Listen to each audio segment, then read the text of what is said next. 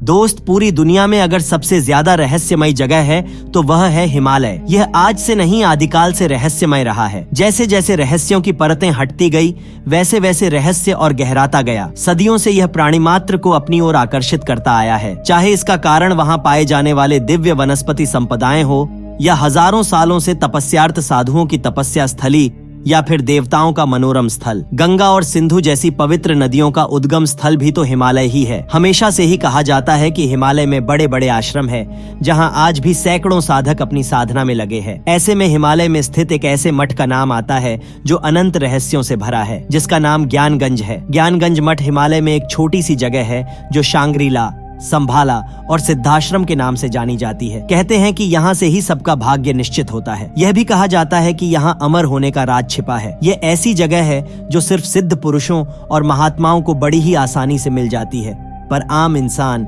यहाँ तक नहीं पहुँच पाता। ज्ञानगंज में कोई मृत्यु नहीं होती। यहाँ रहने वाले सन्यासियों की उम्र रुक जाती है। इस मठ में समय रोकने वाले महात्माओं तपस्या में लीन रहते हैं। आश्चर्य की बात तो यह है कि यह सैटेलाइट में भी नहीं दिखती। यह जगह किसी खास धर्म या कल्चर का नहीं है, न ही ईस्ट का है और न ही वेस्ट से जुड़ा है। लेखक जेम्स हिल्टन की किताब lost horizon about lost kingdom on Sangla में इस जगह का जिक्र हुआ है। वाल्मीकि रामायण और महाभारत में भी ज्ञानगंज का संदर्भ आता है। इसमें इसे सिद्धाश्रम कहा गया है। लोगों का ऐसा मानना है कि यह जगह किसी खास धर्म या कल्चर का नहीं है। जो भी इसके लायक होता है वह इसे ढूंढ सकता है। सन 1942 में एक अंग्रेज अफसर LP फेरल को इस जगह पर कुछ खास अनुभव हुए थे, जिसके बारे में उन्होंने सन 1959 में साप्ताहिक हिंदुस्तान लेख में प्रकाशित करवाए थे। तिब्बती बुद्धिस्ट का मानना है कि जब दुनिया में युद्ध होगा, संभाला का 25वां शासक इस धरती को बचाने आएगा। यदि हम पौराणिक मान्यताओं की बात करें तो पुराणों के अलावा कई अन्य रचनाकारों ने भी इस विषय पर प्रकाश डालने की कोशिश की है। कई महात्माओं ने कहा है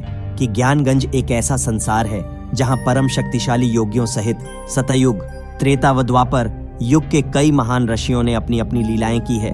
जैसे अधाश्रम वह स्थान है जहां रामकृष्ण, विश्वामित्र, वशिष्ठ, कृपाचार्य, अश्वत्थामा आदि समय समय पर विचरण करते रहते हैं। ऐसा कहा जाता है कि हजारों वर्षों से सूक्ष्म शरीर में जीवित ऐसे योगी मात्र श्वास को अपना ग्रास बनाकर समाधि मुद्रा में यहाँ मौजूद है। यहाँ पर मौजूद कई सिद्ध पुरुषों ने सतयुग, त्रेता, द्वापर युग कालीन योगियों के अभी तक जीवित होने के बारे में और यहाँ पर समय समय पर विचरण करने की बातों को कहा है। ऐसा भी कहा जाता है कि यहाँ ऐसे योगी भी ध्यानग्रस्त में है जो समस्त ब्रह्मांड की समस्त शक्तियों को अपने वश में रखते हैं तथा कायनात की हर संरचना को परिवर्तित कर उसे नया स्वरूप दे सकते हैं। दोस्तों, हिमालय में स्थित ज्ञानगंज के होने को लेकर कई दावे किए जा चुके हैं। कई महापुरुषों ने ज्ञानगंज यानी सिद्धाश्रम में कुछ दिन बिताकर आने की भी बात कही है, पर यह दावा आधुनिक विज्ञान के समझ से परे है और इसीलिए आधुनिक विज्ञान इसे हमेशा से ही नकारता रहा है। तिब्बत पृथ्वी पर सबसे सुंदर और अदूषित क्षेत्रों में से एक है। यह सुदूर क्षेत्र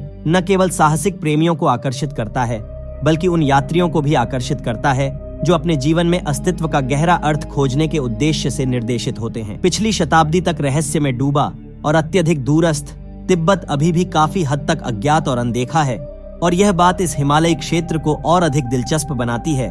वह है इससे जुड़े विभिन्न मिथक और किंवदंतियां। इस तरह के एक मिथक ने कई लोगों की रुचि पकड़ी है, जिससे विभिन्न बहसें, जांच पड़ताल और किताबें सामने आई हैं। कुछ ऐसी चीजें या घटनाएं हैं जो क्या है, क्यों है, इन सभी सवालों पर आज भी प्रश्न चिन्ह बना हुआ है। हिमालय के वादियों की एक ऐसे ही रहस्य का जिक्र आज हम आपके सामने करने जा रहे हैं, जिसके सामने विज्ञान ने भी घुटने टेक दिए हैं। हम यहाँ ज्ञानगंज मठ की बात कर रहे हैं। हिमालय में स्थित यह एक छोटी सी जगह है जिसे शांग्रीला, शंभाला और सिद्धाश्रम के नाम से भी जाना जाता है। ज्ञानगंज मठ में केवल सिद्ध महात्माओं को स्थान मिलता है। इस जगह के बारे में ऐसा कहा जाता है कि यहाँ रहने वाले हर किसी का भाग्य पहले से ही निश्चित होता है और यहाँ रहने वाला हर कोई अमर है। यहाँ किसी की मृत्यु नहीं होती है। आध्यात्मिक शक्ति के इस केंद्र में बुद्धिस्ट जाने का प्रयास करते हैं। ज्ञानगंज में योगियों के अमर रहने की बात पर विज्ञान तर्क देते हुए यह कहता है कि एक निश्चित आयु के बाद जीव की मौत हो जाती है। अगर बॉडी में लगातार नए सेल्स बनते रहें और किसी तरह से ऑर्गन्स को लंबे समय तक स्वस्थ रख सके तो इंसान भी 1000 साल से ज्यादा जी सकता है। न केवल साइंस बल्कि आयुर्वेद में भी कुछ ऐसा ही कहा गया है। ज्ञानगंज मठ में रहने वाले ऋषि योग विद्या में पारंगत होते हैं और इसी के सहारे वे अपनी भावनाओं को कंट्रोल कर सकते हैं। इंसान ऐसा नहीं कर सकता है।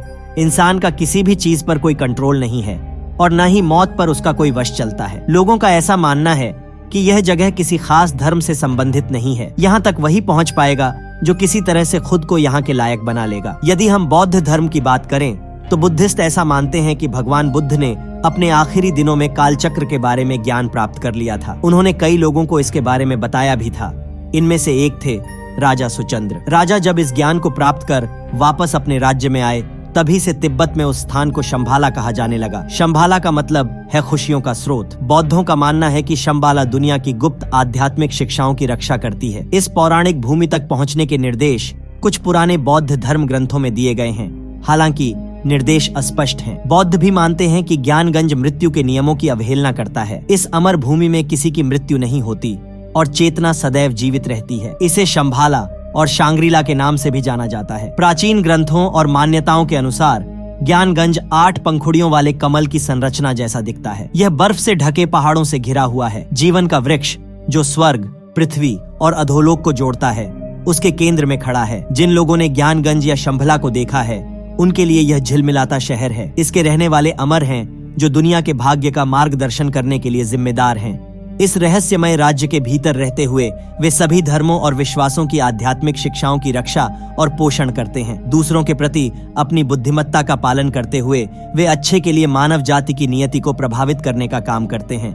तिब्बती बौद्धों का मानना है कि दुनिया में अराजकता की जब अति हो जाएगी, तब इस विशेष भूमि के 25वें शासक पृथ्वी को बेहतर युग के लिए मार्गदर्शन करते दिखाई देंगे। आपको जानकर हैरानी होगी कि आजकल के मैपिंग सिस्टम का मदद लेकर भी इसे ढूंढा नहीं जा सकता है। यहाँ तक कि सैटेलाइट में भी इसे नहीं देखा जा सकता है। कई लोग तो ये भी कहते हैं कि इस घाटी का संबंध सीधे दूसरे लोग से है। कहते तो ये भी हैं कि चीन की सेना ने कई बार इस जगह को तलाशने की कोशिश की, लेकिन वह नाकाम रहा। इस सिद्धाश्रम या मठ का जिक्र महाभारत, वाल्मीकि रामायण और वेदों में भी है। अंग्रेज लेख जेम्स हिल्टन ने भी अपने उपन्यास लास्ट होराइजन में इस जगह का जिक्र किया है। आधुनिक समय में ज्ञानगंज तिब्बत में कैलाश पर्वत और मानसरोवर झील के निकट स्थित है। धार्मिक मान्यता के अनुसार इस जगह पर एक आश्रम है, जिसका निर्माण विश्वकर्मा जी ने की है।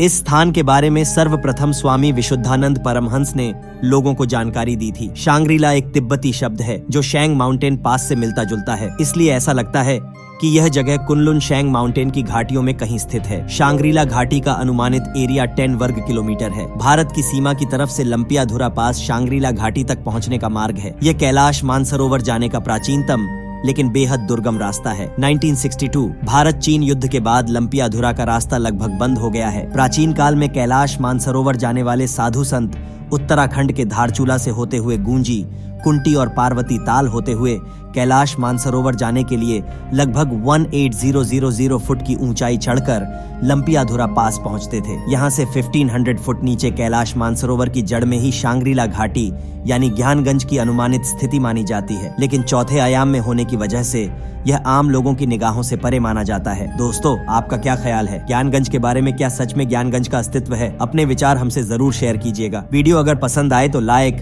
शेयर और सब्सक्राइब करना मत भूलिएगा, क्योंकि हम आपके लिए ऐसे ही रहस्य भरी जानकारियों से भरपूर वीडियो लाते रहेंगे, जिससे आपका भरपूर मनोरंजन हो सके और साथ ही साथ आपका ज्ञान भी बढ़े। मिलता हूँ आपसे एक नए वीडियो में एक नए ज्ञान के साथ। तब तक के लिए अपना ख्याल रखिएगा।